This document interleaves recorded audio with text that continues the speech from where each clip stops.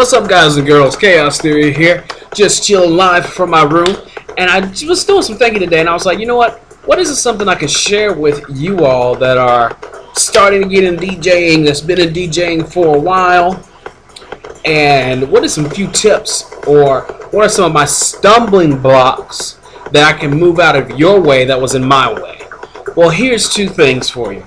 Well, actually, three things I'm going to go over you. Number one, when you're DJing, you want to look at a good software.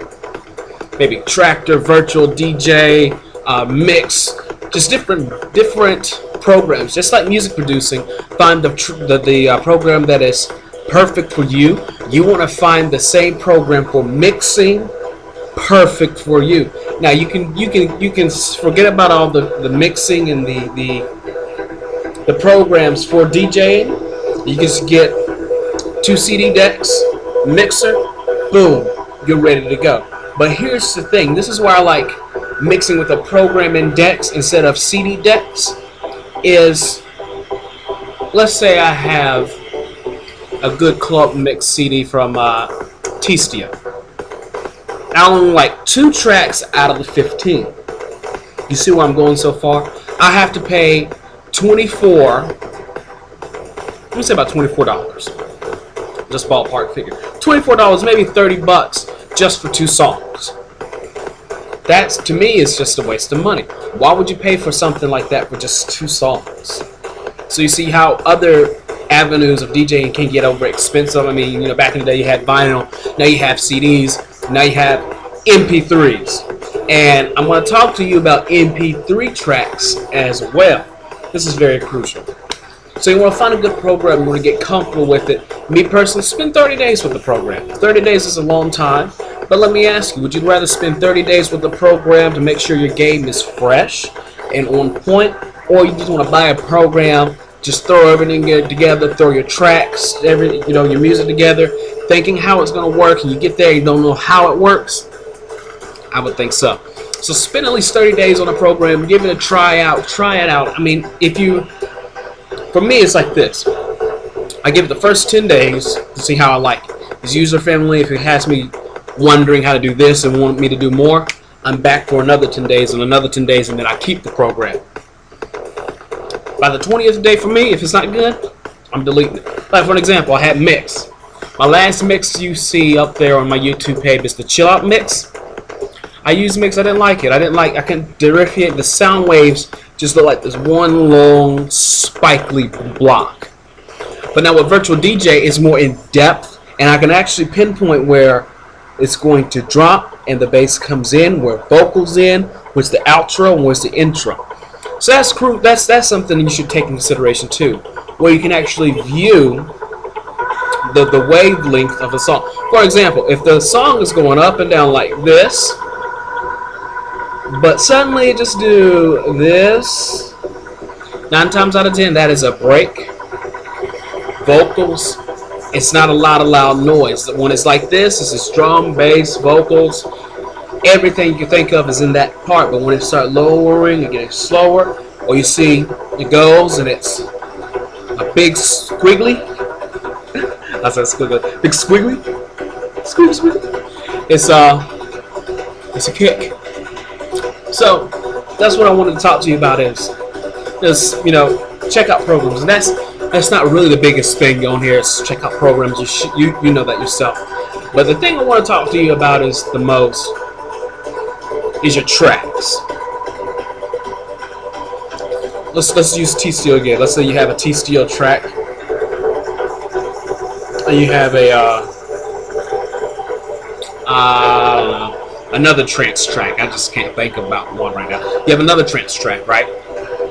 Well, T-Studio is a club mix, and the other track is an original mix.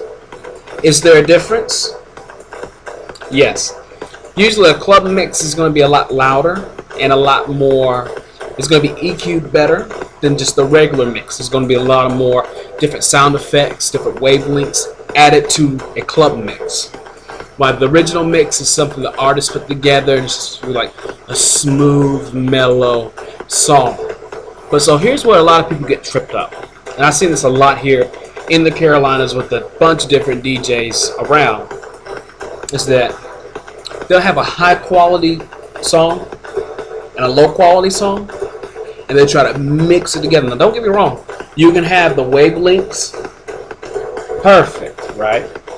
They're just, I mean, perfect mixing. Everything's on time.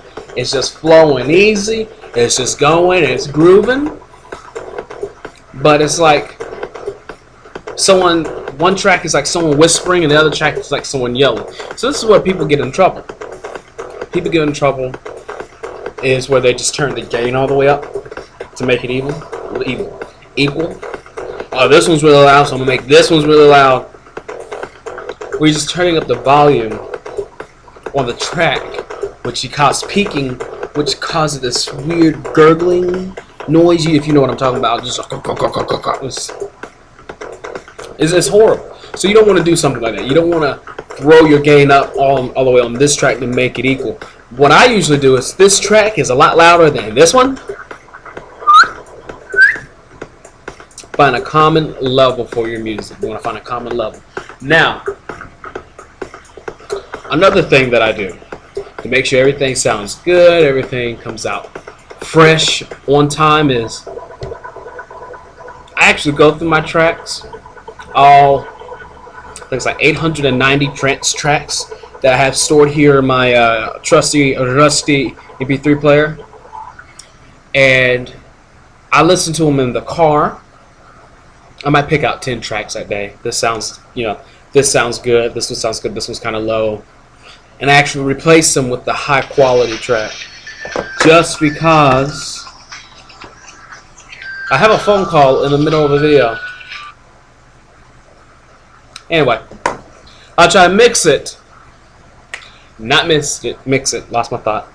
I'll try to listen to the track to try to figure out if it's a high quality song or it's a low quality song. Now, I advise you to do this from this point on, so you don't cause yourself a lot of pain and suffering later on down the road. Because if all your tracks are the same sound quality, then you're good. Also, this or a CD would be perfect for your mix tracks. Perfect. All you have to do is, what I usually do is just load them on here. It might be a 15. I mean, if it's a 15-minute track, I'll drive around for 15 minutes, an hour track. I go, for a cruise for an hour. Listen to the track. Listen to my cuts. Listen to my sound effects. Listen to where I might have dropped the ball, where I should have picked up the ball, and reconfigure the track. Why?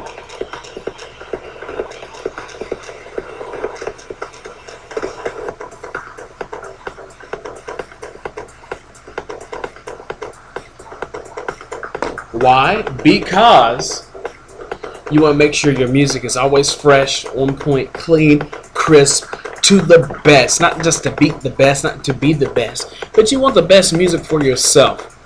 So really, do an overhaul on your music before you take another step forward, another show, another friend's house gig, whatever it is. Take your time and go over everything. Listen to it, refresh it, tweak it, polish it, and then let your imagination run wild with it.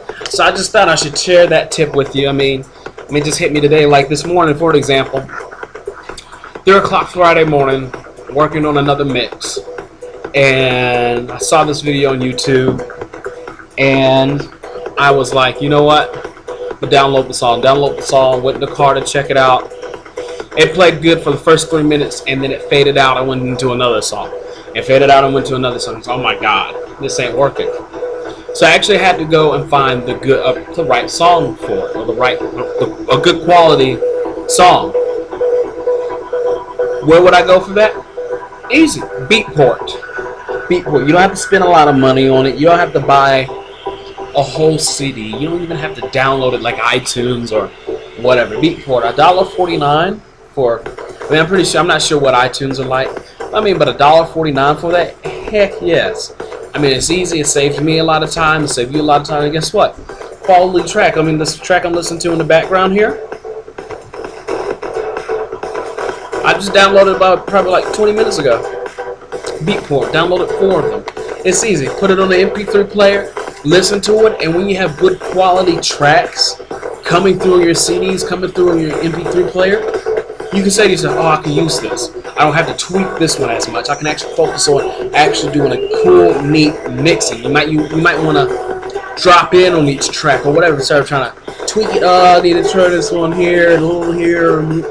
No, you just want to have that song on there to enjoy. Well, I can keep going about the subject all day about having good quality music, because that's what that's what it's all about, folks. At the end of the day, it's just good quality music. You know, if you're using mix, if you're using 2 spoons, if you're using $14 million piece of hardware to mix music, at the end of the day, as a DJ or even a producer, we're just about the tunes. We're not trying to say we're better than anybody, we're just about the tunes. So this is Chaos Theory coming for you live. I just wanted to do this because sometimes in the Carolinas you try to reach out to other DJs in the area, and they don't want to feel you. It's just a long story down here. So anyway, I'm Chaos Theory. Keep an eye out for me. I'm coming up. Thank you to all my fans, subscribers, everyone that comments, send me messages. I got a website coming up. So it's going to be a lot easier. You guys are going to stay in tune and fresh. If you're on my website, you can contact me for your favorite mix, favorite track, whatever. You'll be able to purchase my tracks and mixes straight from the web DZ. All right. I'm CT. Peace and love, people.